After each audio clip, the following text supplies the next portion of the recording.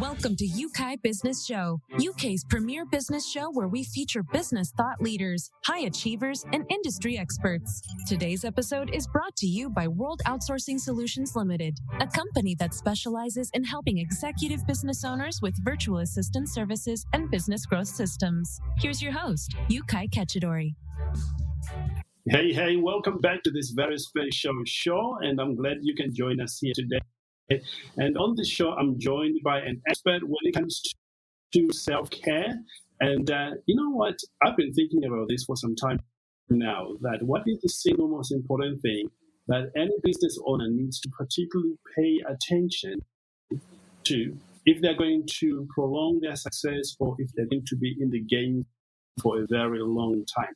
Having seen some of my friends come in and go and perhaps even fail because of health issues or other issues, I've come to believe that there is a practice that you as a business owner can implement in your life and you can improve your result. And with me is an expert who's going to help us understand the whole idea around self-care. So we've entitled today's episode as Why Self-Care is the Single Most Important Practice for Success. Sandy, thank you so much for joining us here on the show today. Thank you so much, Yeukai, for that beautiful introduction. I'm so happy to be here. Amazing. One thing I love about you, Sandy, is you teach what you practice. And you had to go through a journey to get to a place where you understood the importance of self-care yourself. And I would love us to dive deep into that, first of all, for those who are not familiar with your work. And then we move on to talk about why self-care is important for success. Yeah, absolutely. Let's do it. Awesome. So tell us a bit about yourself, Sandy. Yeah, so I grew up as a Vietnamese, Black, and Indian, Asian American. So I'm a mix. And I think that what that really helped me to do growing up in the world is to have a multifaceted view on everything. But it also helped me to see how, being part of a culture where your parents are immigrants, it really puts you in this position where you are driven to work really, really hard to accomplish a lot in life. And I think a lot of people that are starting businesses or have businesses, you can definitely relate to this. You work so hard to do the thing that you do because you think about your mom and your dad and you want to be successful for them. And one of your biggest goals is to buy them a house. So I had that desire at a very young age. And so I thought that I was going to be living in New York City, wearing high heels, wearing a nice, bright pink suit on, and working with public relations and advertising and marketing for big firms and companies. That was a trajectory that I was headed on until I experienced depression while I was in college. I think college years are the times when you really get to learn who you are and who you're not. And I found that the more that I tried to force myself to go on this trajectory, the more myself I felt that I was becoming. I felt more disconnected from myself, and I got sick from that. I felt like I lost my mind. I was out of touch with my body. I gained at least 35 pounds extra, and I became someone that wasn't able to regulate my own emotions. The best way that I knew to regulate my emotions was to suppress them and to not think about them and to avoid them. And eventually what happens is, like a volcano, all of that is going to eventually erupt. And so for me, that eruption led me to a place where I started to learn about meditation. And prior to this, I didn't know what meditation was. I thought that it was only, a practice maybe monks do or someone that is a wise yogi does. And through my own experience, I learned that meditation became my medication. It had completely transformed my life. I didn't have to go on any antidepressants, and I transformed my own mindset and my own well-being through this practice of attention. It's really all you're doing. You're changing and rewiring your own attention. And I've been teaching it and integrating it and learning it myself for the past decade now. And it's really become my life's work. Amazing, absolutely amazing. And one thing I like about this, because you have gone on to help others leaders become more conscious. In fact, you mentor conscious leaders to master themselves so that they can bridge the gap between inner success and outer success, which I think is desirable for time we live in. Now, for those who are not familiar with the art of meditation, maybe just a snapshot of what it is and the benefit of it would be amazing. Would you talk us through that? Yes. So meditation, I think a lot of people think about it as a few things. One is, oh, it's a mental escape. Two is it's just retreating away from the world and going into a very secluded place. Or three is, it's about silencing your thoughts. And that's what I had thought meditation was as well. And what I've come to learn in practicing and experimenting with it for the past year, in its simplest form, meditation is simply about understanding who it is that you are. It's about understanding the you and the self beyond the identities. The you that is beyond, I am a child, I am a daughter, I am a wife, I am a business owner. Who are you beyond your identities? And what happens is when you start practicing meditation, it's like you're re engineering the software of your own mind. So, just like the way that you and I are having this conversation right now, I'm viewing you through an OS program, an operating system on, this MacBook computer. Yes. And the way that I am able to view you is through this programming. And just like our computers, we also have mental programmings. And what happened is, when you're born, you just start recording what's happening in your external environment. You watch what your parents are doing, you watch what society is doing, you watch what your friends are doing, and you learn a lot in school, and you start picking up what reality means to you, what it means to be yourself. And you start adopting that. And so you have all of this external programming that is really disconnected from who you actually are. So what meditation does is it helps you to peel back all the layers of all the things that you think that you are that might leave you feeling confused or fragmented or disconnected from yourself. And it brings you into this focused, centered, rooted place where you feel whole, where you feel complete, and where you really get to see your life through the lens of this wholeness and this completeness. So when you have this understanding, you stop chasing for things, you stop forcing things to happen, you start to tune more into your own true nature, and you begin to harmonize with the environment that's around you, and it no longer feels like a force. So you literally are creating your own reality in that sense. Amazing, absolutely amazing. This reminds me of an episode I listened that you did actually on your podcast, which talked about doing self or the being self.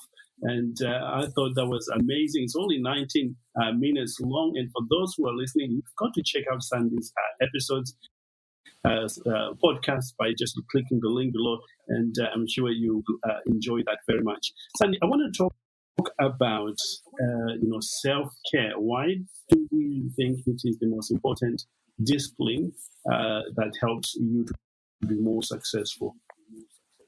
Yes, that's such a great question. So we all learned from a pretty young age in physics class that everything is energy. And we're pretty familiar with Albert Einstein's work, where he says that everything is energy. Nothing can be created or destroyed, but it can be transformed, right? Yeah. And so at our core being, when I touch myself, I am energy. This pen is energy. This computer is energy. Money is energy. Everything that's circulating around me is energy. And so if that is the case, then how do we have a successful business? How do we make money? How do we sign up new clients? It all goes back to our energy. And when we are operating from a place of depletion or burnout, or from a place of scattered energy where it feels like our wheels are spinning all the time, or like we're a hamster inside of a wheel and our head is all over the place, then we're not able to actually take that energy and laser focus it into our long-term vision, and we end up having a business that isn't sustainable. And so self-care is the number one most important and foundational things that we can do for ourselves as a business owner. So many people are quick to invest in, the next program, next sales funnel, the next landing page, the next website. And those are all things that might help you momentarily right now. But if you don't have the energy behind that to sustain that, to show up for your people once they sign up and they're working with you, or they're one of your clients, then the energy will then become depleted. And so it's the number one most important thing that we can do. And when you practice self-care, which I like to say that self-care is being self-aware. That's really all it is. We make it so complicated because we're like, oh, I got to pay money for the bubble baths and the spas and all of that stuff. But self-care in its purest form is awareness around yourself. Oh, right now, I notice that my stomach is growling, so I'm going to give myself something to eat. I notice that I'm thirsty, so I'm going to give myself something to drink. I notice that I'm feeling a little bit tired today, so I'm not going to take on that many calls. What are you noticing? What is your awareness telling you in moments? Do that every single moment, then you're practicing self-care. It's amazing, Sandy, when I started, meditating, I come from a Christian background, where we are told, meditate on God's word, meditate, take some time out. All is wonderful. I still do that. But as I grow in my business and begin to take time out for myself and become, still, it is amazing how I feel after that. And that is the moment when I think, gosh, I have been paying attention to myself, which has truly given me the peace. And when I go into my meetings or whatever I do after the self-care, I'm centered, I'm confident, I'm in control, and I feel like I can take on a new challenge than when I don't do this thing. It's remarkable. Yes, it's so true. Exactly what you're describing is what meditation allows us to do. It's finding that center of stillness within yourself. And I love the saying that Maya Angelou has, and she said, "Be still, and in the quietude, know that I am God." Or in the stillness, you're connected to God. And I think that's very true. I think that sometimes when we're so busy in our minds of all the things that we need to do, and we're just so focused on crossing off that to-do list, we miss out on the spaces in between the to-do lists. Yes. And what meditation allows you to do is to find the stillness and the silence within your busy day. Like, I think people think that if I commit or devote myself to a spiritual lifestyle, or if I take better care of myself, then I am having to give up all the things of the world, when really that's not the case. This earth is so abundant. I mean, think about it. In this moment right now, I have fresh air running through my lungs, giving me everything that I need to have this beautiful conversation with you right now. Our earth and life, all of it is so abundant, and we are here to enjoy it all. And so it's not to separate, oh, I need to choose this path where I'm meditating all day and I'm spiritual and I'm connected to God, or I'm a business owner and I'm successful and I'm making tons of money and I'm living in a nice house. You get to enjoy it all. But are you taking care of yourself along the way? And are you finding moments of stillness and centeredness where you can connect to the highest essence of who you are? And when you do that, you feel more confident, just like you were saying, okay, like you feel more confident, you feel more rooted and assured, and you're less likely to make decisions that lead you to more burnout in the future. And then you thank yourself. Totally. Yeah. Amazing. Absolutely amazing. Before we talk about the tips, because I know there are some people who have tried to meditate or to do the things we are talking about, but they continuously fail to do that. Before we jump to talk about that, I want to talk to you as a listener. Have you ever taken time to think about yourself, put yourself first in what you're doing? Well, if you haven't, when will be the best time to do that? Because, if you take care of yourself and you follow the principles we're talking about today, you might just find out that you can even do more with less, and life is becoming more enjoyable. I know this to be very firsthand. Sandy, talk to us about the tips, perhaps, that you use to get yourself in a place where you are ready to calm yourself down, let the worries of the world go. Yes. Well, you hit the nail on the head when you said that to your listeners, is that what you find is that less is more. And it's the same thing when you start a meditation practice. Oftentimes, because if you're already an overachiever, you're going to want to be an overachiever everywhere you go. How you do one thing is often how you do everything. And so, if you're an overachiever in your business, guess what's going to happen when it's time for you to start your own meditation or self care practice? You're going to try to be an overachiever in your meditation and your self care practice. And it's going to feel too much and you're not going to want to do it. And so for me, the way that I share with people in getting started is the first part is, let me ask you this. What is the one thing that you love to do? Like, I mean, you love this. When you do this thing, there's no conversations. You lose track of time and space. Somebody can talk to you and you're just zoning out and you're just in it. Whatever that thing is that you love to do, when you're in that moment, you are experiencing a glimpse of what you experience when you go into deeper states of meditation. So do more of that. If you're someone who's like, there's still too much going on, you're telling yourself, I have no time to meditate, at least can you find something that you really love to do and can you give that your full attention? The second thing is when you're kind of like, that's the first phase, right? So when you get through that first phase and you're like, okay, Sandy, now I'm ready for something a little bit deeper, then I would say, can you start off with 60 seconds a day? And what that looks like is, number one, set up your environment for success, right? Your environment is everything. Your environment is stronger than your will. So if you're living in an environment where you got your stuff scattered all over the place and you've got like paper everywhere and like clothes everywhere, your mind is going to feel scattered as well, because your environment is the mirror for your mind. So what I would say is dedicate a space in your house, whether it is in the corner of your bedroom or a reading room that you have or a corner of a living room. Doesn't have to be anything grand. Dedicate a space in your house where you actually set up an environment for your meditation practice. So every time you walk by this place, it's calling to you, sending you a message saying, hey, come sit down. Let me take care of you. Like, give me full presence. And you can put up, cozy blankets. You can put up plants around that space. I always suggest that. Just make it feel like a space that feels like a sanctuary to you, where it's your place that every time you go there, everything else doesn't matter. And all this place is a throne for yourself and your own sovereignty. So setting up the environment. Second thing is asking yourself, how often can you commit to this? Because as you notice, I said 60 seconds. Meditation isn't about doing it for a really long time when you're first starting. It's just about building up that habit. So can you commit to reserving 5 minutes a day? And within those 5 minutes, you're spending only 1 minute meditating. And can you do that at a consistent amount of time a day? So can you do it at 6 a.m. every single day and set yourself up for success in the morning, or whatever time works for you?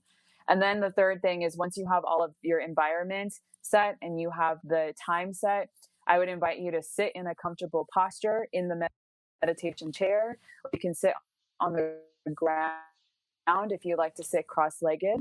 And as you're in this meditation, all you're doing is you're giving your one-pointed attention to the breath that's flowing underneath your nose. So you can notice that as you inhale, you can feel the inhalation. You might be able to feel cool air coming from the outside. And then as you exhale, you might feel warm air coming through your nose. And you might feel the sense of release in your body. All you're doing is focusing on that, the bridge underneath your nose, in between your nose and your lips, for exactly 1 minute. And you will notice a difference. You will feel so much more clear, so much more grounded, and you'll feel more centered.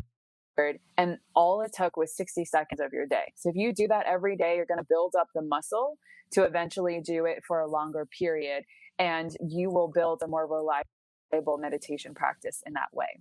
It is amazing. One thing I like about this practice is the moment you try it, you see the results immediately. It's not something that you're going to see after 30 days, but you physically feel different. And you are in a better place even to make decisions like I do now. Before I make a really big decision for my company, I sit down and think, okay, Who am I? Sit quietly. What do I want out of this situation? And really center myself down. And oftentimes, I can say this honestly, is I end up making a decision that is holistic, that helps my team, that helps me and my customers. It's incredible. That's why we talk about these things. Yeah, it's so powerful. Yes, Sandy, one of the things that you talk about in your training is knowing your boundaries. Why it's important to set boundaries. Shall we explore that for a moment before we get to the end of our time together here? Yes, I think we definitely should. And I think the listeners will agree as well. Because this is the one area where I get requested to talk about a lot. So as human beings, we're spiritual beings having a human experience. And in that sense, what that means is we have limited capacities. We're like batteries. And eventually, if we don't recharge our batteries, it's going to burn out. And so if you would like to feel more energized and to make better decisions and feel more confident, you have to have boundaries. And what that looks like is boundaries and time for yourself, so that you know that, hey, this time in the morning, I'm dedicating it completely to myself. I am in service to me, because I know that after this, I'm going to be in service to everyone else around me. And I need to dedicate that time to give all of me to me and give myself my own presence just as much as you give the energy to other people. I mean, just think about that for a moment. If you spend so much of your day giving all of your energy to other people, imagine what it would feel like to give that same energy back to yourself. So that's the first set of boundaries that you want to set. And the second is actually having the conversations. And this is where it's challenging for a lot of people. When you're on, your business path, your meditation path, your wellness path, your spiritual path, sometimes, we try to bring people along with us, and we try to impose our belief systems on other people, when really everyone's here to have their own experience. Absolutely. And if you don't set boundaries, what will happen is, if you're not imposing on other people will try to impose on you. And so setting boundaries just looks like knowing what your core values are. And knowing your core values is simply asking yourself, well, what's important to me? What feels true and important to me? And when you get down to the root of that, let's say that your core value is peace, is freedom, is honesty. Your entire life has to be built on those three things. And wherever you notice it's not aligning, maybe you have a friendship, maybe your core value is peace, but maybe you're friends with someone who will only call you to complain about something. And every time they call you to complain about that thing, it's the same exact thing that they talked about yesterday and the day before and the day before.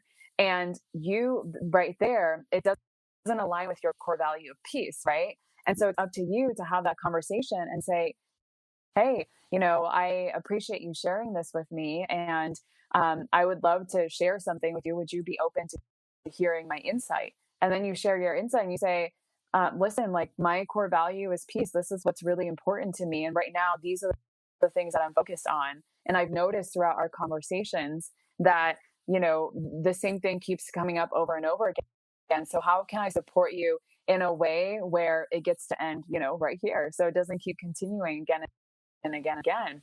And I think what that does is it deepens the relationship, because that person gets to understand, oh, wait a minute, I'm not being self-aware. I didn't realize that I was like crossing so many boundaries right now. And I also didn't realize that the same thing that's bothering me is still bothering me, and it does need to end. So now you can have a conversation about ending it, or you can simply say, hey, like, I don't have time for this right now. You really get to just say no, and it just gets to be a period at the end, where I feel like sometimes we feel like we have to say yes to everything, and we end up burning our energies in return.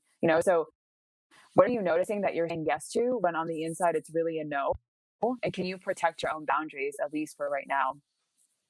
What I love about that, Sandy, is once you are very clear on your boundaries and you are moving on your purpose, you're moving in the direction where you want to go, you move very fast. And people will be amazed at how much you are accomplishing in a fairly short space of time. And I know you as a listener, that's exactly what you want to do. So the strategies we are sharing are proven strategies that can help you get to your goals faster and perhaps effortlessly, because you know what your goal going after, you set those boundaries in place. It's not necessarily easy in the first place because people are going to test those boundaries. If you stick with them, and it's amazing, people begin to respect them and they respect you, and you're going to enjoy life more because you are on purpose. We love all things on purpose here. So I want to encourage you to put these things into practice right now. What is that one thing that you want to put a boundary on? Is it that new client who keeps on annoying you, perhaps? Or is that a member of staff who's not doing what they're supposed to do? What boundaries can you put in place to ensure that things are going according to the plan? If you got that, now go ahead and make it happen. You will be grateful and you thank yourself later on. Coming back to you, Sandy, for those who struggles with putting boundaries in place, the setting boundaries I find difficult, especially in family. What can we do? I hope none of them are listening to this. But what can we do to ensure that we put those firm boundaries, especially when dealing with those closest to us? There may be work associates, business associates, and maybe even your closest family members. What can we do? Any suggestions there? Yeah, I mean, my greatest teacher with setting boundaries was my mom. I really had to, she taught me how to be more fierce in my boundaries. And we have the most beautiful and loving and deep relationship now. But when it comes to family, it's very hard. I mean, I spent years struggling with this until I finally found my way. But the thing is, it's a mindset shift. You have to understand that you are not going to oftentimes you think you're going to hurt people's feelings. You have to understand that this is not about their feelings. This is not about taking things personal. It's really an opportunity for you and for them. Because here's the thing, when you don't set boundaries, you're actually disempowering the people that are around you. When I said yes every time to my mom to do little things here and there that I know she could have done herself, then I'm taking away my mom's power and my mom's ability to learn how to do those things on her own.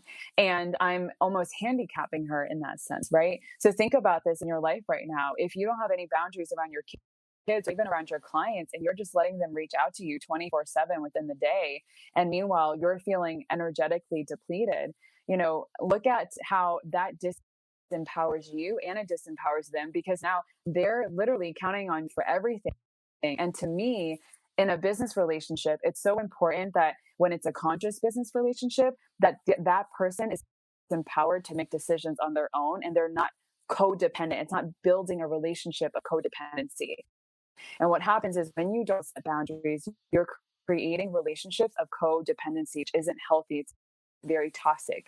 So what I would encourage you to do is to first look at your mindset around boundaries. What are you telling yourself when it comes to boundaries? Oh, that's wrong.